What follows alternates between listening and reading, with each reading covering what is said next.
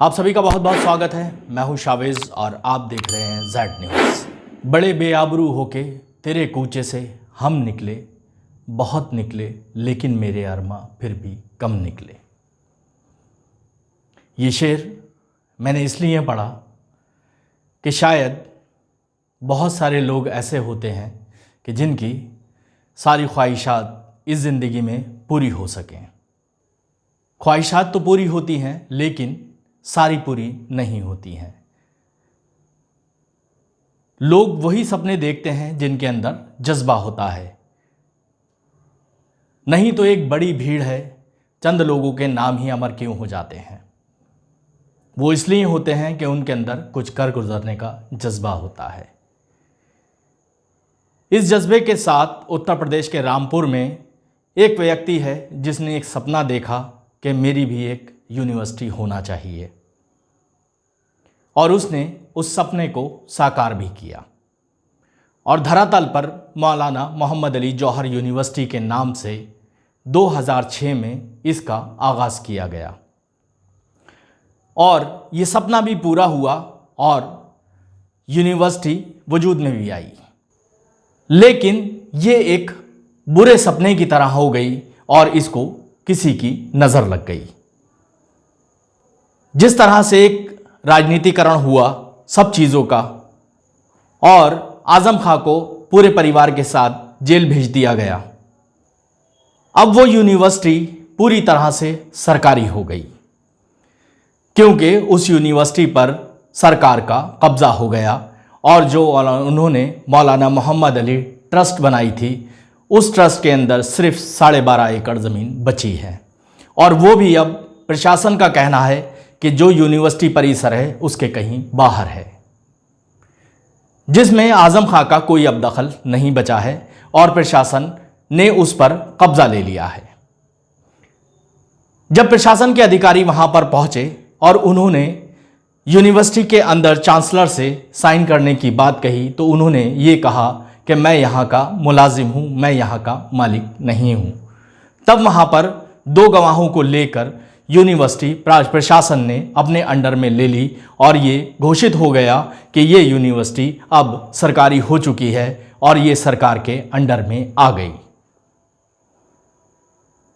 ये किस तरह हुआ सभी लोग जानते हैं। आज़म खां को मेदांता हॉस्पिटल से सीतापुर जेल में आज शिफ्ट कर दिया गया है, क्योंकि उनकी तबीयत अब पूरी तरीके से ठीक बताई जा रही है। कहाँ तक सही है ये तो वही जानते हैं, लेकिन मैं कहना ये चाहता हूँ कि जिस ज़ोर शोर के साथ ये यूनिवर्सिटी शुरू की गई थी और यहाँ पर पूरा एक मंत्रियों का अमला आनकर बैठा था, कहाँ हैं वो लोग। किसी एक की भी कोई क्रिया प्रतिक्रिया नहीं देखने को मिली। और जिस तरह से अखिलेश यादव ने जो साइकिल रैली शुरू की थी आज़म खां के बचाव के लिए, या उन्होंने सीधा सा रामपुर आने के बाद कहा था कि हम इस यूनिवर्सिटी को कहीं जाने नहीं देंगे, तो यूनिवर्सिटी तो चली गई। कहाँ है अखिलेश यादव। मैं किसी पर आरोप प्रत्यारोप की बात नहीं कर रहा हूँ, सिर्फ मैं बात कर रहा हूँ राजनीति की कि क्या ये राजनीति ऐसी हो चुकी है कि अब कोई किसी का नहीं बचा। ये सोचने और समझने वाली बात है कि आखिर चल क्या रहा है। चुनाव अब करीब है 2022, कब घोषणा हो जाए कुछ नहीं पता। तैयारियां शुरू हो चुकी हैं, सरकारें बदली जाएंगी, अधिकारी बदले जाएंगे, लोग बदले जाएंगे। कहां कब क्या होगा, किस पर गाज गिरेगी, कौन कहां से किधर ट्रांसफर किया जाएगा और कौन कब किसको जेल भेजेगा, ये सारे अंदाजे और आंकड़े लोगों में लगातार लगाए जा रहे हैं और लोग सिर्फ गणित लगाने में लगे हुए हैं। वहीं अब इस यूनिवर्सिटी का नाम बदलने की प्रक्रिया भी शुरू हो चली है। वहीं मंडलायुक्त आंजनेय कुमार सिंह ने भी कहा है कि इसके अंदर जो बच्चे पढ़ रहे हैं उनको किसी भी तरह से परेशान होने की कोई ज़रूरत नहीं है। देखें रामपुर से हमारी ये खास रिपोर्ट। समाजवादी पार्टी के वरिष्ठ नेता और रामपुर के सांसद मोहम्मद आज़म खान ने रामपुर में यूनिवर्सिटी कायम करने का एक सपना देखा था, जिसे उन्होंने समाजवादी सरकार में मंत्री रहते साकार करते हुए रामपुर के स्वतंत्रता सेनानी मौलाना मोहम्मद अली जौहर के नाम पर मोहम्मद अली जौहर यूनिवर्सिटी का निर्माण शुरू किया। और इसे अमली जामा भी पहनाया, लेकिन उनके इस सपने को सत्ता परिवर्तन होते ही नज़र लग गई और प्रदेश में भारतीय जनता पार्टी की सरकार आने के बाद आज़म खां के विरुद्ध 100 से अधिक मुकदमे दर्ज कर दिए गए और उनको पूरे परिवार के साथ जेल भेज दिया गया। लेकिन आज़म खां की मुश्किलें थमने का नाम नहीं ले रही हैं और बड़ा झटका आज़म खां को हाई कोर्ट से लगा, जिसमें आज़म खान की यूनिवर्सिटी की ज़मीन पर रामपुर ने एडीएम का फैसला सुरक्षित किया गया और 12.5 एकड़ से अधिक ज़मीन पर प्रशासन अपना कब्जा लेने पहुंच गया।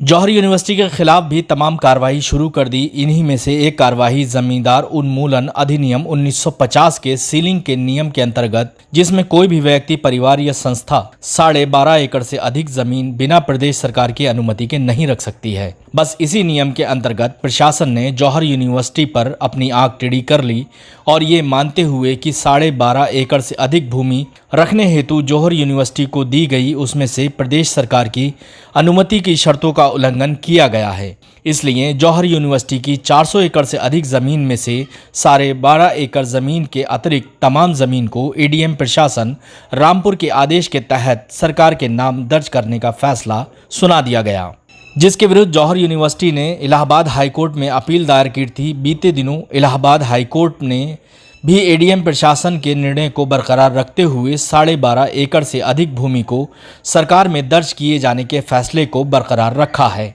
हाईकोर्ट के इसी फैसले के बाद अब रामपुर जिला प्रशासन भी हरकत में आ गया और तहसील सदर रामपुर के तहसीलदार ने जौहर यूनिवर्सिटी पहुंचकर यूनिवर्सिटी के वाइस चांसलर से ज़मीन पर कब्जा सरकार के हाथ में लिए जाने के लिए नोटिस प्राप्त करने को कहा था, जिसे तहसीलदार सदर रामपुर के मुताबिक जौहर यूनिवर्सिटी के वाइस चांसलर ने इनकार कर दिया। तब नियमों के अंतर्गत तहसीलदार सदर ने 2 गवाहों की मौजूदगी में जौहर यूनिवर्सिटी की ज़मीन पर सरकार की कब्जा किए जाने की कार्रवाई पूरी की। कार्रवाई के बाद मीडिया से रूबरू होते हुए तहसीलदार ने बताया, एडीएम प्रशासन के आदेश के अनुसार 70 हेक्टेयर यानी लगभग 1400 बीघे ज़मीन पर सरकारी कब्जा लिए जाने के लिए कार्रवाई की गई है और यूनिवर्सिटी पर कब्जा ले लिया गया है। यानी कि अब जितनी भी यूनिवर्सिटी की ज़मीन है वो सरकारी घोषित हो चुकी है। Bureau report Z news. अपर जिलाधिकारी महोदय द्वारा अपने आदेश में 70 हेक्टेयर जमीन को राज्य सरकार में नियुक्त किया गया था, जिसकी अपील हाईकोर्ट को की गई थी। हाईकोर्ट ने इस अपील को खारिज कर दिया गया था। इसके बाद एक कब्जा और दखल के लिए आए थे। उसी साहब ने कहा कि हिसाब हस्ताक्षर करने से इनकार कर दिया है, तो अब ये जो है 2 गाँवों के संबंध जो है दखल की कार्रवाई पूर्ण कर ली जाएगी, जो नियम है अनुसार। कितनी जमीन थी सर? 70.005 हेक्टेयर। सर 2 गाँवों में साइन कर दिए क्या? हाँ, प्रधान जी आएगा, प्रधान जी क्या हुआ है साइन।